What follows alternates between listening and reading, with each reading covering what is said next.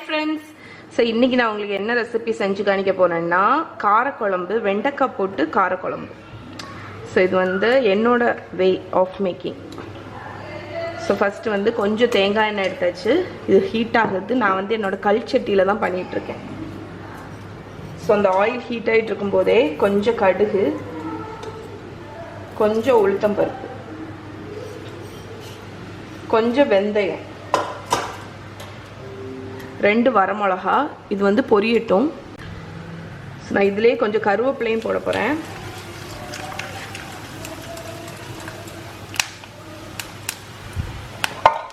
இனி வந்து இதில் காய்கள்லாம் போட்டுடலாம். ஸோ நான் வந்து ஒரு 6-7 சின்ன வெங்காயம் இருக்குல்ல, சின்ன உள்ளி, அது வந்து கட் பண்ணி வச்சுருக்கேன்.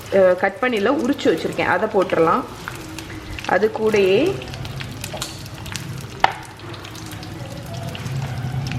ஒரு தக்காளி, ஒரு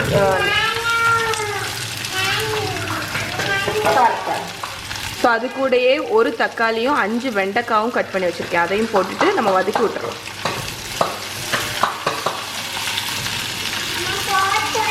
ஸோ இந்த காய் வந்து ஒரு 5-6 நிமிஷம் வதக்கி விடணும். ஏன்னா வெண்டைக்காயில் வந்து ஒரு கொழகொழப்பு தன்மை இருக்கும்ல, அது போகணும். அதுக்கு வேண்டி இந்த எண்ணெயில் நல்லா வதக்கி விட போகிறேன். ஸோ அது வதங்கிட்டு இருக்கிற டைம்லேயே இங்கே நான் தேங்காய் வந்து அரைச்சிட போகிறேன். இதில் வந்து கொஞ்சமாக தேங்காய் வச்சுருக்கேன். இதில் வந்து ஒரு ஸ்பூன் பொரிகடலை போட போகிறேன். அதுக்கப்புறம் சோம்பு, ஒரு 1 டீஸ்பூன் அளவுக்கு சோம்பு. இந்த 3த்தையும் நைஸாக அரைச்சிடலாம். ஸோ தேங்காய் நைஸாக அரைச்சாச்சு. இதை ஓரத்தில் வச்சிடலாம். கடைசி தான் இதை ஊற்ற போகிறோம். ஸோ இப்போ நம்மளோட வெண்டைக்காய், வெங்காயம், தக்காளி எல்லாம் நல்லா வதங்கியாச்சு. இப்போ இதில் வந்து சில்லி பவுடர், மல்லிப்பொடி, மஞ்சள் பொடி, இந்த 3 போட்டு இதை நல்லா வந்து சாட்டே பண்ணிடலாம்.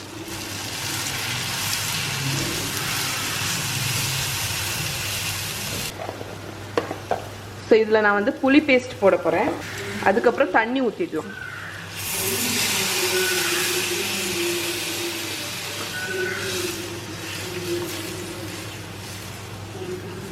ஸோ தண்ணி ஊற்றிட்டு ஒரு கொதி வரட்டும் இது.